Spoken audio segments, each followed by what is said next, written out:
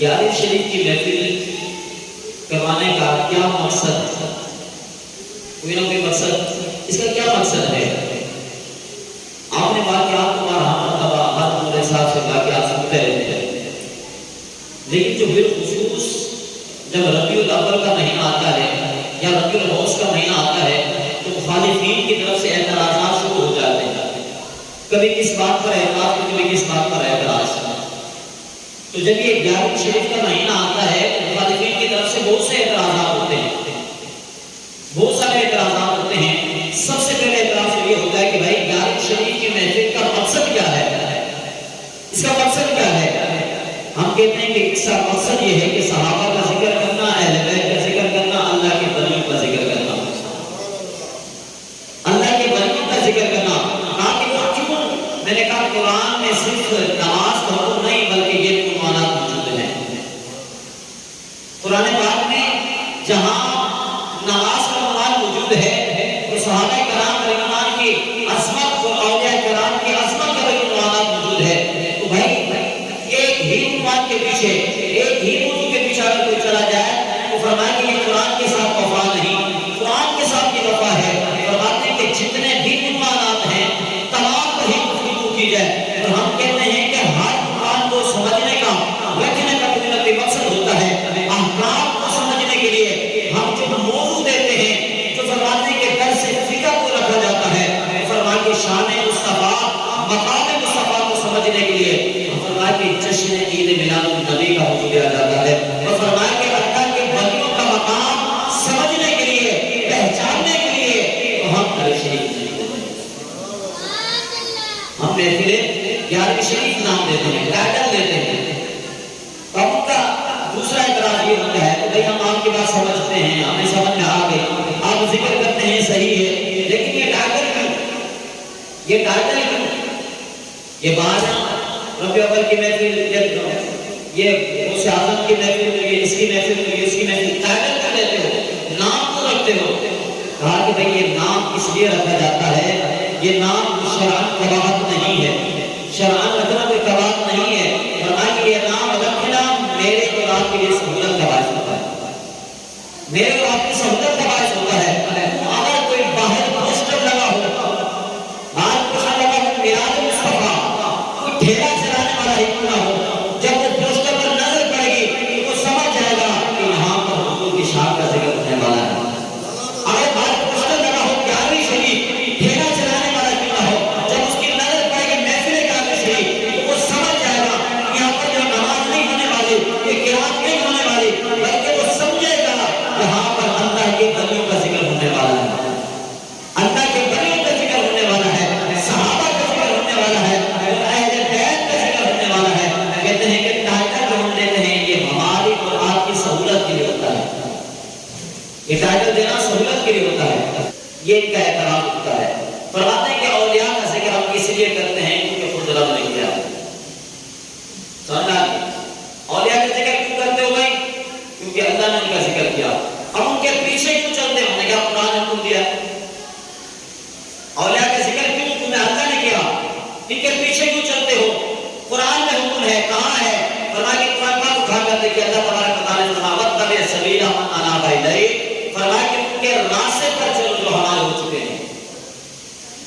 وَاتَّبِعْ سَبِيلَ مَنْ أَنَابَ إِلَيَّ، فرمایا کہ ان کے راستے پر چلو جو ہمارے ہو چکے ہیں۔ اب یہ بات یہ ہے کہ بھائی اللہ نے مجھے بھی تو عقل دی ہے، میں بھی تو حدیث جانتا ہوں، میں بھی قرآن پڑھنا جانتا ہوں، میں اور آپ ان کے راستے پر کیوں چلیں؟ میں اور آپ ان کے راستے پر کیوں چلیں؟ اللہ نے ہمیں بھی تو عقل دی ہے، ہمیں بھی تو شعور دیا ہے، ہم بھی قرآن حدیث سب کچھ سمجھ سکتے ہیں، لیکن ان کے راستے پر کیوں چلیں؟ تو جواب یہ ہے کہ ان کے راستے پر انسان اس وقت چلے گا جب ان سے متاثر ہوگا، ان کے راستے پر اس وقت چلے گا جب اولیاء سے متاثر ہوگا۔ متاثر کب ہوگا؟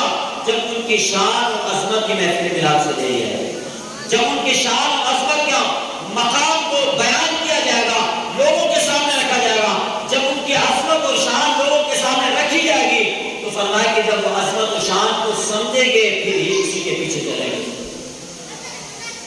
پھر ہی اسی کے پیچھے چلیں گے۔ ایسے کوئی کسی کے بندہ پیچھے نہیں چلتا۔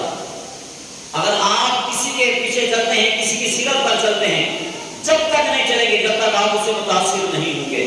جب آپ متاثر ہوں گے تو اس کے راستے پر چلیں گے. وہ کہتے ہیں کہ ہم بھی چلنا چاہتے ہیں. میں کہتا باولے پھر ان کے مقام کو بیان کر. اگر ان کی سیرت کو بنانا چاہتا ہے پھر ان کا مقام تو بتا. جب مقام بتائے گا جبھی تو چلے گا، جبھی تو چلے گا. اور فرمایا کہ وقت میں سبیلا من اناب الیہ، فرمایا کہ ان کے راستے پر چلو جو ہمارے ہو چکے ہیں. یہاں پر انہوں نے اعتراض اٹھایا کہ بھئی یہاں پر تو راستہ مراد ہے، تو تم لوگوں نے وہ سعادت کو لے لیا، یہ بنیوں کو لے لیا، یہ کہاں سے آیا؟ یہاں پر تو ذکر ہوا وقت میں سبیلا من اناب الیہ کہ راستے پر چلو. کہا یہاں تو راستہ مراد ہے، تم نے وہ سعادت کو لے لیا کہ وہ سعادت کے راستے پر چلو، اولیاء کے راستے پر چلو. میں نے کہا اے نادان، راستہ خود فضیلت نہیں پکڑتا، راستہ اس وقت فضیلت پکڑتا ہے جب اس پر چلنے والے اللہ کے ولی ہوں. یہاں اس آیت مقدسہ میں جو حکم ہوا فرمایا کہ وَاتَّبِعْ سَبِيلَ مَنْ أَنَابَ إِلَيْهِ، لوگوں ان کے راستے پر چلو جو ہمارے ہو چکے ہیں، جو ہمارے ہو چکے ہیں. تو فرمایا کہ راستہ خود فضیلت نہیں پکڑتا. ایک مثال کے طور پر قرآن پاک جو ہے، قرآن پاک آپ نے کبھی اپنا کپڑا چنا ہے؟ کبھی آپ اپنے کپڑا چنا ہے؟ نہیں چنا. اگر یہی کپڑا قرآن پاک میں جزدان بنا دیا جائے، سب سے پہلے آپ کپڑا چنیں گے پھر قرآن چنیں گے. راستہ خود فضیلت نہیں رکھتا، راستہ اس وقت فضیلت رکھتا ہے کہ جب اس پر چلنے والا کوئی اللہ کا ولی ہو، کوئی پیغمبر ہو. میرے اور آپ کے نبی علیہ الصلوۃ والسلام مدینہ کی گلیوں میں گھومتے رہے، چلتے رہے، لیکن سب سے زیادہ جو اللہ تبارک و تعالیٰ نے راستے کو عزت عطا فرمائی ہے، مقام عطا فرمایا ہے، وہ جنت البقیع ہے. جنت البقیع ہے کہ جب میرے آقا چل کر نماز پڑھنے کے لیے آتے وہ جا کر فرما کے اپنے حجرے میں جاتے. اس راستے کو جو مقام ملا ہے وہ کس وجہ سے ملا ہے؟ راستے کو مقام اس وجہ سے ملا ہے کہ اس پر چلنے والا اللہ کا نبی تھا، اس پر چلنے والا اللہ کا پیغمبر تھا. تو راستہ خود فضیلت نہیں پکڑتا، راستہ اس وقت فضیلت پکڑتا ہے کہ جب اس پر چلنے والا اللہ کا ولی ہو. سمجھ میں آ رہی ہے؟ سب سے بنیادی بات وہ کیا کہتے ہیں کہ ان کے قریب ہونے سے بندہ اللہ سے دور ہو جاتا ہے. ہم کہتے ہیں نادان یہ تیری سوچ ہے. اب وہ یہی سوچ رکھ کر جو حدیث پڑھے گا، جو قرآن کیا پڑھے گا، تو اس کے سبق اور محض یہی حاصل کرے گا کہ بھائی ان کے قریب ہونے سے بندہ رب سے دور ہوتا ہے. ہم جو قرآن کی آیت پڑھتے ہیں، جو حدیث پڑھتے ہیں، محبت کا سبق دیتے ہیں، ہم کہتے ہیں کہ انہی کے قریب ہونے سے بندہ رب کے قریب ہوتا ہے. تو شاید نے کہا نا کہ اللہ اللہ کرنے سے اللہ نہ ملے. ارے جو اللہ والے ہیں جو اللہ سے ملا دیتے ہیں، یا اللہ والے ہیں جو اللہ سے ملا دیتے ہیں. تو آگے دیکھیے پھر دوسرا جو اعتراض ان کا ہوتا ہے، وہ کہتے ہیں بھائی سب ایک جیسے ہیں، سب ایک جیسے ہیں، کوئی کسی پر فضیلت نہیں رکھتا. میں نے کہا یہ عقیدہ کفریہ ہے. یہ عقیدہ کیا ہے؟ کفریہ ہے. اگر بندہ کوئی کہے کہ سارے ایک جیسے ہیں، کوئی کسی پر فضیلت نہیں رکھتا، کوئی مقام نہیں کسی کا، سارے برابر ہیں. میں کہتا ہوں ایک طرف حضور کے جو مسلط کی جماعت کھڑی ہے اور ایک طرف ابو جہل کی جماعت کھڑی ہے، کیا سارے برابر ہیں؟ ایک صف میں صدیق اکبر کھڑا ہے اور ایک طرف ابو لہب کھڑا ہے صف میں، کیا یہ دونوں صفیں برابر ہو سکتی ہیں؟ یہ عقیدہ ہے کفریہ ہے. جو یہ بندہ یہ کہے کہ سب برابر ہیں، سب برابر نہیں ہیں. کچھ محبوب ہیں، کچھ مردود ہیں، کچھ محبوب ہیں، کچھ مردود ہیں. اب اللہ تبارک و تعالیٰ نے قرآن پاک میں فرمایا سورۃ آل عمران آیت نمبر 26 کے اندر قرآن پاک فرمایا کہ قل اللہم مالک الملک تؤتی الملک من تشاء وتنزع الملک ممن تشاء وتعز من تشاء وتذل من تشاء.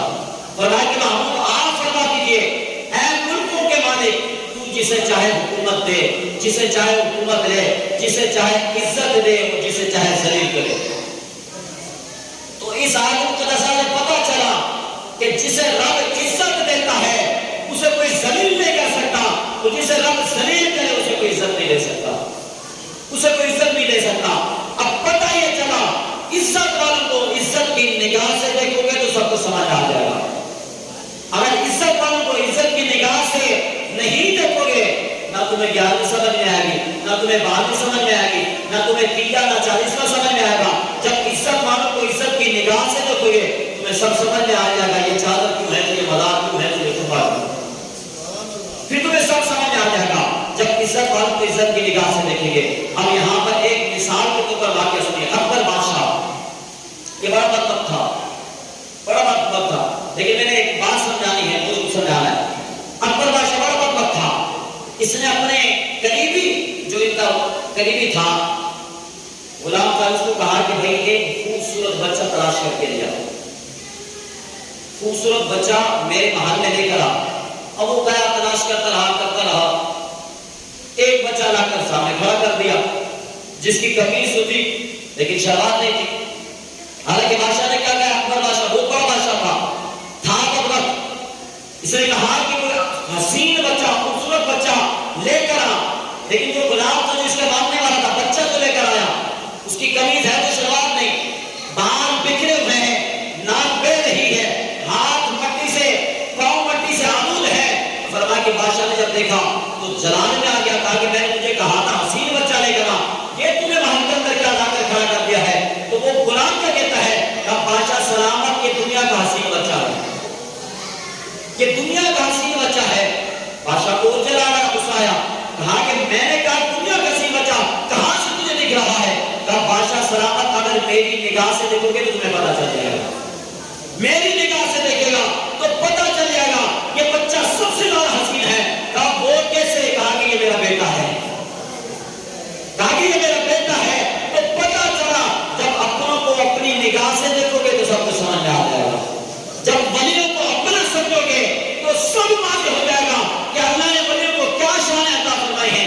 तुम लोग वलियों को अपना नहीं समझते, इसलिए जब कोई भी हदीस लाते हो, कोई भी वाक़या लाते हो, कोई भी पुरानी आयत सामने रखते हो, तो उससे लोगों को दर्श, लोगों का ज़हन खराब इसलिए करते हो क्योंकि तुम्हारा अपना नहीं समझा। जब अपना नहीं समझा, तुमने कहा कि इनके करीब होने से बंदा खुदा से दूर हो जाता है, इनके करीब होने से बंदा खुदा से दूर हो जाता है। कहा कि जो अपना समझोगे फिर सब कुछ समझ में आ जाएगा, सब शान तुम्हें समझ में आ जाएगी। एक और बात क्या फरमाता है, आपने सुना होगा बड़ा, वो जो बुढ़िया थी जिसका घर वाला अल्लाह का वली था, जिसके घर वाला अल्लाह का वली था, वो अपने बार बार पूछती रहती थी, तू कहां का वली है, तू कहां का वली है। वली तो मैंने आज सुबह देखा है जो आसमान पर उड़ रहा था, वली तो मैंने आज देखा है जो सुबह आसमान पर उड़ रहा था। उसने कहा दादा तो मैं तो था, वो मैं तो था। कहा वो तू था, इसलिए मैं कहूं कि आला टेढ़ा क्यों उड़ रहा था, इसलिए मैं कहूं कि आला टेढ़ा उड़ रहा था। तो कहने का मकसद ये है कि जब वाक़यात या करामत सामने बयान की जाए, दिल में बुग़्ज़ हो तो फिर मानते नहीं। उस औरत के दिल में बुग़्ज़ था, जब बुग़्ज़ था तो करामत को देखकर भी ना मानी। वो फरमाया कि जो आशिक होता है वो करामत को देखकर मचल जाता है, वो करामत को देखकर सुनकर मचल जाता है। फरमाया कि दिल में बुग़्ज़ नहीं होता, दिल में मोहब्बत होती है, दिल में मोहब्बत होती है औलिया की। जब औलिया की मोहब्बत के हवाले से कोई वाक़यात कोई करामत सुनता है तो मचल जाता है। और फरमाया कि उनके सामने कुछ भी आप बयान करते रहे वो कुछ भी ना बने, क्योंकि दिल में उनके बुग़्ज़ है, दिल में बुग़्ज़ है तो सब कुछ बना, क्योंकि कुछ पल्ले पड़ने वाला, उसकी समझ में आने वाला नहीं। अब आगे चलिए, कुरान पाक में अल्लाह तबारक व तआला ने सूरह ज़ुख़रुफ़ की आयत नंबर 67 के अंदर अल्लाह तबारक व तआला ने इरशाद फरमाया, फरमाया कि अल अखिल्लाहु यौमा इज़िन बअदुहुम लिबाद अदुव्वुन इल्लल मुत्तक़ीन। अब ये आयत मुक़द्दसा पढ़ते हैं, कहते हैं कि तुम लोग कहते हो कि औलिया से दोस्ती रखो, औलिया से मोहब्बत करो, ये मोहब्बत काम आएगी। अल्लाह तो कुरान में कह रहा है, अल्लाह कुरान में कह रहा है, क्या कह रहा है, अल अखिल्लाहु यौमा इज़िन बअदुहुम लिबाद अदुव्वुन इल्लल मुत्तक़ीन। फरमाया कि जिनसे तुम मोहब्बत करते हो, जिनसे तुमने वली बनाया है, जिनसे तुम्हारी दोस्ती है, ये गहरे दोस्त दुश्मन बन जाएंगे। ये आयत मुक़द्दसा आप पढ़कर सुनाई जाएगी। अब उनके पास बैठेंगे ना, ये आयत सूरह ज़ुख़रुफ़ की आयत नंबर 67, ये पढ़कर आपको सुनाई जाएगी। अल अखिल्लाहु यौमा इज़िन बअदुहुम लिबाद अदुव्वुन इल्लल मुत्तक़ीन। वो क्या कहेंगे, कहेंगे अल्लाह तो कुरान में कह रहा है कि करीबी जो दोस्त होंगे वो उस दिन दुश्मन बन जाएंगे। हमने कहा कि हमारे वालों की बात नहीं हो रही है, ममदूदों की बात हो रही है। हमारे वालों का जिक्र आगे है, कौन सा है? रब ने फरमाया कि इल्लल मुत्तक़ीन, मगर जो मुत्तक़ीन है, जिनसे तुमने दोस्ती रखी है, वो यहाँ भी दोस्ती काम आएगी, वहां भी दोस्ती काम आएगी, उनकी मोहब्बत यहाँ भी काम आएगी, उनकी मोहब्बत वहां भी काम आएगी। तो फरमाया कि आज वो जो पढ़ते हैं, आज भी मुकम्मल नहीं पढ़ते, अपने मकसद की बात नहीं, आज को खत्म कर दिया, अपने मकसद की बात क्या, आज को खत्म कर दिया। अब आगे चलिए, फरमाया कि जब महबूबों को महबूबों की नजर से देखोगे तो तुम्हें सब कुछ समझ में आ जाएगा। سورۃ النحل کی آیت نمبر 75، سورۃ النحل کی آیت نمبر 75۔ اب جو بندہ کہتے ہیں کہ بھائی سب برابر ہیں، جو کہتے ہیں کہ سب برابر ہیں، کوئی فرق نہیں ہے، سب سے زیادہ اللہ تبارک و تعالیٰ کو جب جلال اس وقت آتا ہے کہ جب محبوبوں اور مردودوں کو ایک ہی سمجھا جاتا ہے۔ سب سے زیادہ اللہ کو جلال کس وقت آتا ہے کہ جب اللہ کے دوستوں کو اور دشمنوں کو ایک ہی مراد دیا جائے۔ اور اللہ تبارک و تعالیٰ نے اس آیت مقدسہ کے اندر کمال فرما دیا۔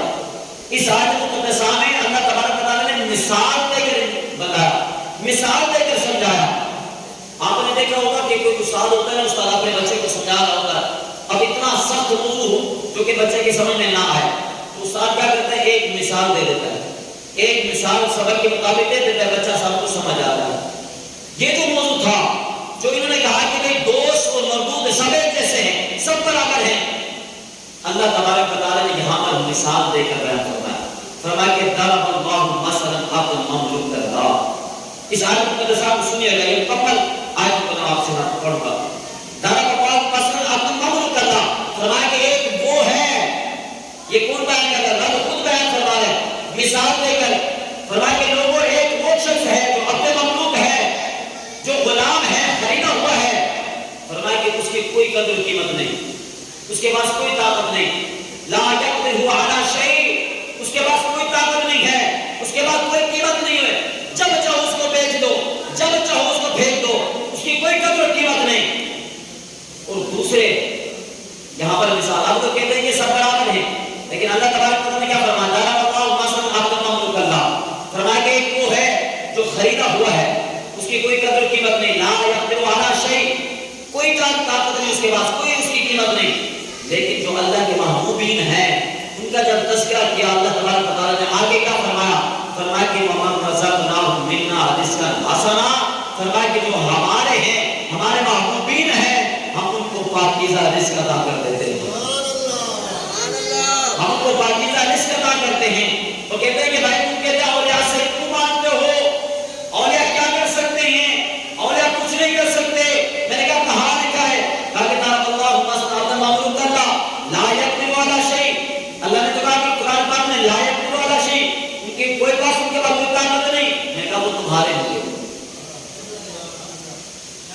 لا یقدر علی شیء، جب وہ کہتے ہیں کہ اولیاء کچھ نہیں کر سکتے، کچھ نہیں دے سکتے، کوئی طاقت نہیں ہے، میں نے کہا یہ ہمارے والوں کا ذکر نہیں ہے، یہ تمہارے والوں کا ذکر ہے۔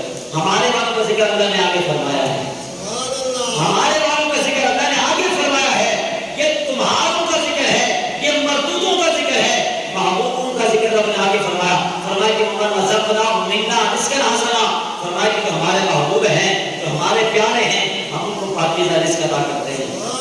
اور رزق سے مراد روٹی چاول نہیں ہے، رزق سے مراد روٹی چاول نہیں ہے، رزق سے مراد ہر وہ شان اور عظمت ہے، ہر وہ کرامت ہے۔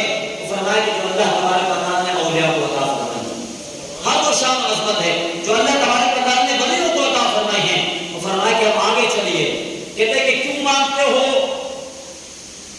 اولیاء سے، کیوں مانگتے ہو؟ میں نے کہا کہ اللہ نے تمہارے کو دیا، مانگو۔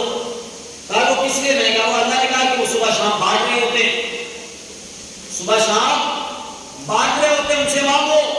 تو تو کون ہوتا ہے مانگا کرنے والا؟ جب قرآن کہہ رہا ہے، رب فرما رہا ہے ان سے مانگو، وہ صبح شام بانٹ رہے ہوتے ہیں۔ کہاں لکھا ہے؟ میرا سورۃ النحل اٹھا، آیت نمبر 75 اٹھا، پڑھ کے دیکھ۔ یہ جو آیت مقدسہ میں نے پڑھی کہ ضرب اللہ مثلا عبدا مملوکا لا یقدر علی شیء، فرمایا کہ ایک وہ ہے کہ جس کی کوئی قدر قیمت نہیں ہے، خریدا ہوا ہے، غلام ہے، اس کی کوئی قیمت نہیں، لیکن جو اللہ والے ہیں ان کی شان کو اللہ تبارک و تعالیٰ نے آگے ہی ساتھ ملا کر فرمایا، فرمایا کہ وَمَن رَزَقْنَاهُ مِنَّا رِزْقًا حَسَنًا، جو ہمارے محبوب ہیں ہم ان کو رزق عطا کرتے ہیں۔ آگے اللہ تبارک و تعالیٰ نے فرمایا کہ فَهُوَ يُنْفِقُ مِنْهُ سِرًّا وَجَهْرًا، فرمایا کہ وہ لوگ جو جن کو ہم نے شانیں عطا کی ہیں وہ صبح اور شام تقسیم کرتے رہتے ہیں۔ قرآن بات کر رہا ہوں، قرآن بات کر رہا ہوں، فرمایا کہ فَهُوَ يُنْفِقُ مِنْهُ سِرًّا وَجَهْرًا، وہ رات اور دن، صبح اور شام ہر وقت تقسیم کرتے رہتے ہیں۔ کیوں مانگتے ہو؟ میں کہا تقسیم ہو رہا ہے، کیوں مانگتے ہو؟ کہا مانگنا شرک ہے، میں کہا مانگنا اگر شرک ہے تو بانٹنا رب کی توحید ہے، بھائی دینا رب کی توحید ہے، رب اس کو بانٹنے والا کہہ رہا ہے، رب ان کو دینے والا کہہ رہا ہے۔ اگر مانگنا شرک ہے تو پھر دینا، اگر مانگنا شرک ہے، مانگنا کس کی؟ بندہ مانگتا ہے نا، دینا کس کی صفت ہے؟ اللہ کی صفت ہے، اللہ دینے والا ہے۔ لیکن یہاں پر اللہ تبارک و تعالیٰ نے کیا فرمایا؟ اللہ تبارک و تعالیٰ نے فرمایا کہ فَهُوَ يُنْفِقُ مِنْ سِلَوْ وَجَهْرًا، وہ صبح شام بانٹتے رہتے ہیں، ان سے مانگو۔ ہم نے اس لیے ان سے مانگتے ہیں، اس لیے مانگتے ہیں، کہا کہ مانگنا تو شرک ہے۔ میں نے بولا جب مانگنا شرک ہے تو پھر بانٹنا، تو کہتا ہے مانگنا شرک ہے، رب کو بانٹنے والا کہہ رہا ہے، تو کہتا ہے مانگنا شرک ہے اور رب ان کو بانٹنے والا کہہ رہا ہے۔ تو پتہ چلا، تو فرمایا کہ وہ کہتے ہیں نا کہ طاہر کا تم نے جو کلام پڑھا لگتا ہے میری ڈال میں کالا ضرور ہے۔ میں نے کہا جب محبوبوں کو محبوبوں کی نگاہ سے دیکھو گے تو سب کچھ سمجھ میں آ جائے گا۔ اب آگے دیکھیے، اب یہی آیت مقدسہ مکمل کرنے چکا ہوں۔ اب آیت فرمایا کہ جب آگے آیت مقدسہ ختم ہونے لگی، فرمایا کہ حل یستمون، حل یستمون، یہ آیت مقدسہ مکمل، دوبارہ شروع کرتا ہوں مکمل آیت مقدسہ۔ ضرب اللہ مثلا ارضا مملوکا لا يقدر على شيء، لا يقدر على شيء، اور آگے کیا فرمایا؟ فهو ينفق منه سرا وجهرا هل يستوون۔ اس کا مطلب کیا مطلب ہے؟ اللہ تبارک و تعالیٰ نے فرشتوں کے سامنے اس بات کو بیان فرمایا، فرمایا کہ فرشتوں کے ایک وہ تھے جن کو ہم نے کچھ نہیں دیا، ایک وہ تھے جن کو ہم نے سب کچھ دیا ہے، جو صبح شام تقسیم کرتے رہتے ہیں۔ فرشتوں کیا بتاؤ وہ سب برابر ہو سکتے ہیں؟ فرشتوں برابر ہو سکتے ہیں؟ تو فرشتوں نے کیا جواب دیا؟ حل یستوون، مولا برابر نہیں ہو سکتے، حل یستوون، مولا برابر نہیں ہو سکتے۔ تو آگے بڑھا تھا تبارک و تعالیٰ کیا فرمایا؟ فرمایا کہ الحمدللہ، الحمدللہ۔ تو فرمایا کہ یہ تم کیوں کرتے ہو اولیاء کی تعریف؟ میں نے کہا ہم اولیاء کا ذکر کرتے ہیں، اولیاء کا ذکر اللہ کا ذکر ہے۔ فرمایا کہ حل یستوون، فرشتوں کیا وہ برابر ہو سکتے ہیں؟ مولا نہیں۔ اللہ تبارک و تعالیٰ فرمایا کہ الحمدللہ۔ اب لوگ کہتے ہیں کہ ان کا تو بہت سارا مجمع ہوتا ہے، فلاں جگہ ان کا جلسہ ہوتا ہے، فلاں جگہ ان کا یہ ہوتا ہے، وہ بہت سارے لوگ ہوتے ہیں، لاکھوں کی تعداد میں، کروڑوں کی تعداد میں ان کے لوگ ہوتے ہیں۔ میں نے کہا اللہ نے اس کا بھی قرآن پاک میں فرمایا بل اکثرہم لا یعلمون، فرمایا کہ بل اکثرہم لا یعلمون، فرمایا کہ بھلے کثیر ہیں پھر بھی کیا ہے، بھلے کثیر ہوں لیکن جانتے نہیں ہیں، اگر جانتے ہوتے تو فرمایا کہ سب کچھ سمجھ آتے۔ سورۃ قصص کی آیت نمبر سنیے، فرماتے ہیں اللہ تبارک و تعالیٰ نے قرآن پاک میں فرمایا وَرَبُّكَ يَخْلُقُ مَا يَشَاءُ وَيَخْتَارُ، وَرَبُّكَ يَخْلُقُ مَا يَشَاءُ وَيَخْتَارُ۔ یہاں پر اللہ تبارک و تعالیٰ نے ایک قانون بیان فرمایا، اور یہ جو آیت مقدسہ میں نے پڑھی نا، یہ آیت مقدسہ پڑھ کر غوث اعظم نے خود کا بھی بیان ہے، غوث اعظم کا بھی بیان ہے اس آیت مقدسہ پر، ان کی بھی میں باتیں آپ کے سامنے رکھوں گا۔ اللہ تبارک و تعالیٰ نے اس آیت مقدسہ میں کیا فرمایا؟ سورۃ قصص کے اندر فرمایا کہ وَرَبُّكَ يَخْلُقُ مَا يَشَاءُ وَيَخْتَارُ، فرمایا کہ محبوب ہم جسے چاہتے ہیں پیدا کرتے ہیں۔ وَرَبُّكَ يَخْلُقُ مَا يَشَاءُ، ہم جسے چاہتے ہیں پیدا کرتے ہیں۔ اب یہ کہتے ہیں کہ سب برابر ہیں، سب ایک جیسے ہیں، یہاں رب کیا کہہ رہا ہے؟ فرمایا کہ محبوب جسے چاہتے ہیں پیدا کرتے ہیں۔ آگے کیا فرمایا؟ وَيَخْتَارُ، اور جسے چاہتے ہیں محبوب بنا لیتے ہیں، اور جسے چاہتے ہیں محبوب بنا لیتے ہیں۔ تو پتہ چلا پیدا سب کو کیا جاتا ہے لیکن محبوب خاص خاص کو بنایا جاتا ہے۔ محبوب سب کو نہیں، پیدا سب کو کرایا جاتا ہے۔ وَرَبُّكَ يَخْلُقُ مَا يَشَاءُ وَيَخْتَارُ، فرمایا کہ محبوب ہم جسے چاہتے ہیں پیدا کرتے ہیں، اور جسے چاہتے ہیں انہیں پیدا کیے ہوئے میں سے اپنا محبوب بنا لیتے ہیں، اپنا محبوب بنا لیتے ہیں۔ اب اسے آدم رضی اللہ عنہ نے جو یہ آیت مقدسہ پڑھ کر بیان فرمایا، وہ کیا فرمایا؟ آپ نے فرمایا کہ ہر نوع کے اندر اللہ تبارک و تعالیٰ نے 4 کو چنا، ہر نوع میں سے اللہ تبارک و تعالیٰ نے 4 کو چنا۔ یہ آیت مقدسہ پڑھنے کے بعد حضور صلی اللہ علیہ وسلم کا خود کا بیان ہے کہ اس آیت مقدسہ پر فرمایا کہ اللہ تبارک و تعالیٰ نے ہر نوع میں سے 4 کو چنا۔ وہ کیسے؟ فرمایا کہ اللہ تبارک و تعالیٰ نے انبیاء کی جماعت میں سے 4 کو چنا، انبیاء کی جماعت میں سے 4 کو چنا۔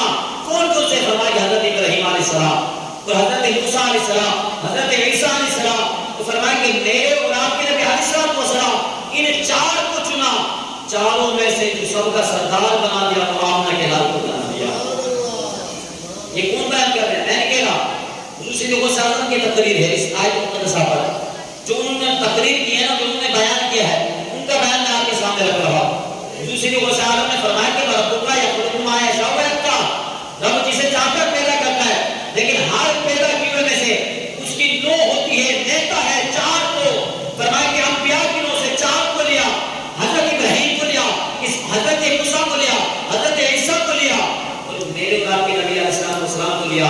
فرمایا کہ چاروں کو لے کر ان چاروں میں سے جو سردار بنایا، میرے اور آپ کے نبی علیہ السلام کو بنا دیا۔ ہم اسے تو کہتے ہیں نبی تو سارے سبھی ہیں اعلیٰ، ہے رتبے سب کے عظیم والا، مگر جو آخر میں آمنہ کا وہ لا لایا کمال آیا، مگر جو آخر میں آمنہ کا وہ لا لایا کمال آیا۔ اسی کو شاہد آگے کیا فرمایا؟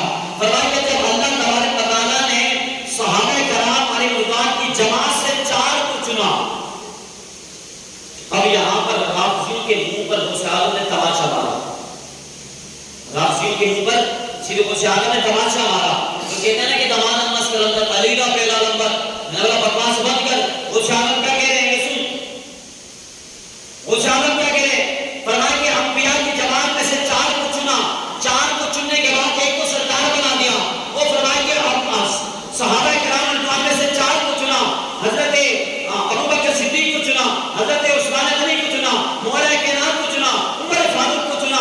چار کو چننے کے بعد چاروں میں سے جو سردار بنا ہے ابوبکر صدیق کو بنا دیا، ابوبکر صدیق کو بنا دیا۔ یہ کون کہہ رہے ہیں؟ میں نے کہہ رہا صدیق کو شہادت رضی اللہ عنہ فرما رہے ہیں۔ تو ہم اس لیے تو کہتے ہیں کہ دمادم مسجد کے اندر صدیق کا پہلا نمبر کیا ہے؟ دمادم مسجد کے اندر صدیق کا پہلا نمبر۔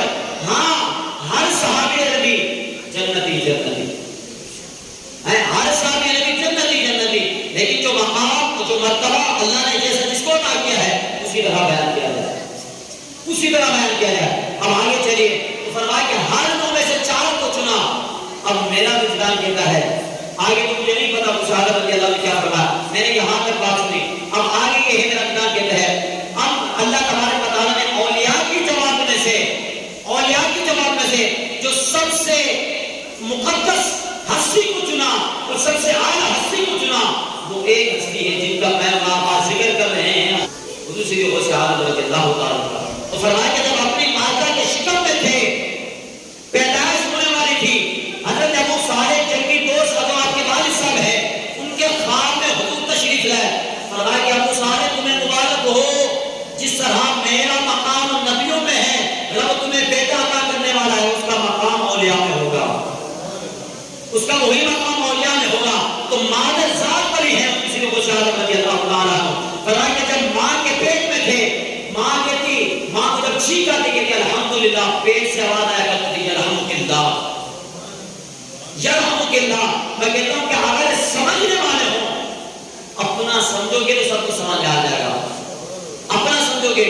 فرمایا کہ جب حضور کو شہادت رضی اللہ عنہ نے فرمایا کہ میرا قدم تمام اولیاء کی گردنوں پر ہے، حضرت خواجہ معین الدین چشتی اجمیری رحمۃ اللہ تعالیٰ علیہ، ہم کہتے ہیں کہ میرے نبی کے غلاموں کا رتبہ بڑا ہے، شان بڑی، چاہے غوث اعظم ہو یا داتا حجویری۔ ارے یاد نہیں تمہیں وہ منظر، خواجہ نے جب خود چل کر 90 لاکھ کو پڑھوایا، کیا لا الہ الا اللہ۔ وہ خواجہ معین الدین چشتی اجمیری رحمۃ اللہ تعالیٰ علیہ جب حضور صلی اللہ علیہ وسلم نے فرمایا کہ میرا قدم تمام اولیاء کی گردنوں پر ہے، خواجہ معین الدین چشتی ماں کے شکم میں تھے، اس وقت کہا حضور آپ کا قدم ہماری گردنوں پر نہیں بلکہ آپ کا قدم ہماری سراخوں پر ہے، آپ کا قدم ہماری سراخوں پر ہے۔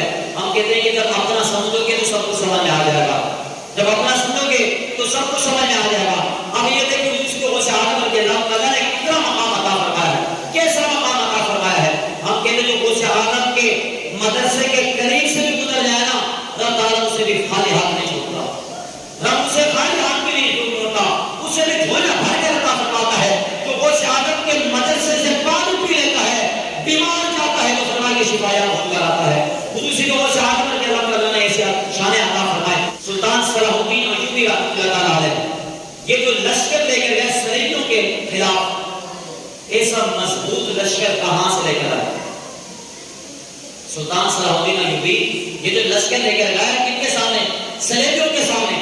فرمایا کہ اتنا مضبوط لشکر تھا جو کہ کٹ گئے لیکن مقصد سے پیچھے نہ ہٹے. کٹ گئے مقصد سے پیچھے نہ ہٹے. تو کہیں وہ کون تھے؟ وہ نوجوان کون تھے اتنے مضبوط؟ کتابیں اٹھا کر دیکھیے، علماء سے سنیے. فرماتے ہیں کہ وہ سارے کے سارے غوث اعظم کے مدرسے میں پڑھنے والے طلباء کرام تھے. وہ سارے کے سارے فرمایا کہ حضور سید غوث اعظم رضی اللہ عنہ کے مدرسے میں پڑھنے والے طلباء کرام تھے. تو فرمایا کہ جو کہ کٹ تو گئے لیکن مقصد سے پیچھے نہیں ہٹے. یہ حضور سید غوث اعظم رضی اللہ عنہ کی تربیت. اب آگے چلیں. وہ اولیاء کچھ نہیں کر سکتے، کوئی نہیں. بہجت الاسرار یہ کتاب کا نام بتا رہا ہوں. بہجت الاسرار اور اس کے اندر نام بھی موجود ہے. نام کیا موجود ہے؟ فرمایا کہ حافظ ابن جوزی رحمۃ اللہ تعالی علیہ. حافظ ابن جوزی رحمۃ اللہ تعالی علیہ بہت بڑے محدث گزرے، بہت بڑے محدث گزرے. دل کے کانوں سے اگر سنیں گے تو اولیاء کی محبت آپ کے سامنے واضح ہو جائے گی. اولیاء سے محبت کرنے والے ہی بیٹھے ہیں الحمدللہ، نسبت والے یہاں پر بیٹھے ہیں تو ان کی محبت میں اور اضافہ ہوگا. فرمایا کہ بہجت الاسرار کے اندر یہ واقعہ موجود ہے اور کن کے بارے میں موجود ہے ان کا نام میں نے موجود بتا دیا. فرمایا کہ حافظ ابن جوزی رحمۃ اللہ تعالی علیہ جو کہ بہت بڑے محدث تھے، اتنے بڑے محدث. فرمایا کہ 300 کتابیں لکھی، 300 کتابیں لکھی. اگر ان کی جلدیں لگائی جائیں تو وہ زیادہ ہو جائے گی. اگر ان کی جلدیں لگائی جائیں کیونکہ ایک کتاب کی 4 جلدیں 10 جلدیں 15 جلدیں بھی ہوتی. تو حافظ ابن جوزی رحمۃ اللہ تعالیٰ نے 300 کتابیں لکھی. وہ فرمایا کہ 300 کتابیں لکھنے کے ساتھ 1000 احادیث طیبہ سند کے ساتھ ان کو یاد تھی. کہیے سبحان اللہ. یہ چھوٹی موٹی بات نہیں ہے. ہمیں ایک حدیث بڑی مشکل یاد ہو جاتی ہے، ایک حدیث بڑی مشکل یاد ہوتی ہے. اور حدیث تو یاد ہو جاتی ہے لیکن سند یاد نہیں ہوتی، سند یاد نہیں ہوتی. حافظ ابن جوزی رحمۃ اللہ تعالیٰ علیہ کو سند کے ساتھ 1000 احادیث طیبہ زبانی یاد تھی. تو فرمایا کہ وہ محدث فرماتے ہیں سب سے پہلے جنہوں نے کتاب لکھی نا تلبیس ابلیس، پہلی جو کتاب انہوں نے لکھی تلبیس ابلیس، اس کا پتہ موضوع کیا تھا، مقصد کیا تھا لکھنے کا؟ اس نے کہا پیر کچھ نہیں ہوتے، ولی کچھ نہیں ہوتے. جس طرح آج لوگ کہتے ہیں، آج لوگ کہتے ہیں نا کہ ولی کچھ نہیں کر سکتا، ولی کچھ نہیں کر سکتا. تمہارے ہو کے ہمارے سب کچھ کر لیتے، ہمارے سب کچھ کر لیتے. تو فرمایا کہ جو حافظ ابن جوزی رحمۃ اللہ تعالیٰ نے جو کتاب لکھی سب سے پہلے یہ محدث ہیں، 300 کتابیں لکھی، 1000 سے زیادہ سند کے ساتھ حدیث یاد ہے. تو فرمایا کہ جو کتاب لکھی ان میں پہلے وہ تلبیس ابلیس لکھی، کہا کہ پیر کچھ نہیں ہوتا. یہ اس وقت ان کو مقام نہیں ملا. اگر ان کو مقام ملا ہے تو وہ سعادت کے در سے ملا ہے، وہ سعادت کے در سے ملا ہے.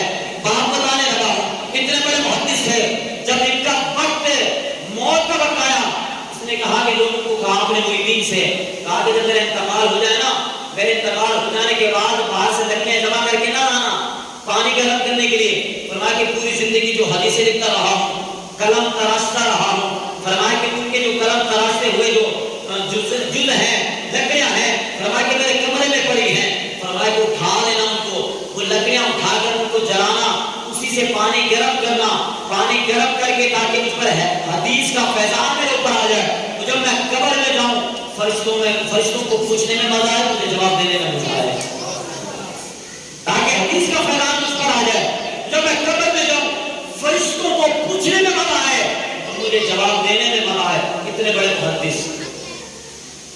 پہلے کچھ نہیں تھے، پہلے کچھ نہیں تھے. کون سی کتاب لکھی؟ تلبیس ابلیس. کہا پیر کچھ نہیں ہوتے، ولی کچھ نہیں ہوتے. فرمایا کہ ایک مرتبہ ایسا ہوا کہ ان کے قریب غوث اعظم رضی اللہ تعالیٰ بیان کرنے کے لیے آئے. ان کے قریب کوئی محفل تھی، حضور سید غوث اعظم بیان کرنے کے لیے آئے. تو حافظ ابن جوزی رحمۃ اللہ تعالیٰ علیہ ان کے جو دوست تھے ان کو کہا کہ چل مجھے دکھاتے ہیں ولیوں میں کیا رکھا ہے، تجھے دکھاتے ہیں ولیوں کا کیا مقام ہے، چل تجھے دکھاتے ہیں. اس نے کہا چلو چل ہی لیتے ہیں، چل لیتے ہیں، دیکھ لیتے کہ اللہ نے ولی کو مقام دیا ہے. اب یہ اس کا نتیجہ تھا پہلے کھانا کہ کچھ نہیں تھے. جب اس وہاں پر پہنچے، مجلس میں پہنچے، محفل میں پہنچے، حضور سید غوث اعظم رضی اللہ عنہ نے ایک آیت مقدسہ پڑھی، ایک آیت مقدسہ پڑھی، اس کی ایک تفسیر کو بیان کیا. دوسری تفسیر بیان کی، فرمایا کہ جب پہلی تفسیر بیان کی تو یہ اپنے دوستوں کی طرف دیکھ کر کے کہا کیا یہ بھی مجھے آتی ہے۔ حافظ ابن جوزی رحمۃ اللہ تعالیٰ کتاب کا نام بہجت الاسرار، فرمایا کہ جب پہلی حضور صلی اللہ علیہ وسلم نے ایک آیت پڑھی، ایک آیت پڑھنے کے بعد تفسیر کو بیان کیا، ایک تفسیر بیان کی، اپنے دوستوں کی طرف دیکھ کر کے کہا یہ بھی آتی ہے، دوسری تفسیر بیان کی کو شاہدوں نے کہا یہ بھی آتی ہے، تیسری تفسیر بیان کی کہا یہ بھی آتی ہے، چوتھی پانچویں چھٹی، فرمایا کہ 11 تفسیریں ایک ہی آیت کی حضور صلی اللہ علیہ وسلم نے بیان کی۔ یہ حافظ ابن جوزی اپنے دوستوں کو اشارہ کر کے کہتا ہے یہ سب آتی ہے، کہا یہ سب آتی ہے، مجھے یہ سب آتی ہیں۔ فرمایا کہ مجھ سے آدھا کا علم ختم نہیں ہوا، آپ نے فرمایا ابھی ہی شروع ہوگا، علم تو ابھی شروع ہوگا۔ آیت مقدسہ ایک پڑھی، اس کی 11 تھی تفسیریں پہلے بیان کی، 11 کے بعد فرمایا کہ 40 تفسیریں بیان کی، 40 تفسیریں بیان کی، ایک ہی آیت کی 11 لے لگائے اور فرمایا کہ 40 کو لگائے، فرمایا کہ 51 تفسیریں ایک ہی آیت کی وہ صاحب نے جب بیان کی تو حافظ ابن جوزی مجلس کے اندر سے اٹھ کر رش کرنے لگا، جھومنے لگا، کہا کہنے لگا میرا وجدان کہتا ہے کہ نگاہ ولی میں وہ تاثیر رکھی، نگاہ ولی میں وہ تاثیر دیکھی، بدلتی حالات کی تقدیر دیکھی، چاہے تو اشاروں سے اپنے ارے کایا ہی پلٹ دے دنیا کی، یہ شان ہے خدمتگاروں کی، تو سرکار کا عالم کیا ہوگا، یہ شان ہے خدمتگاروں کی، تو سرکار کا عالم کیا ہوگا۔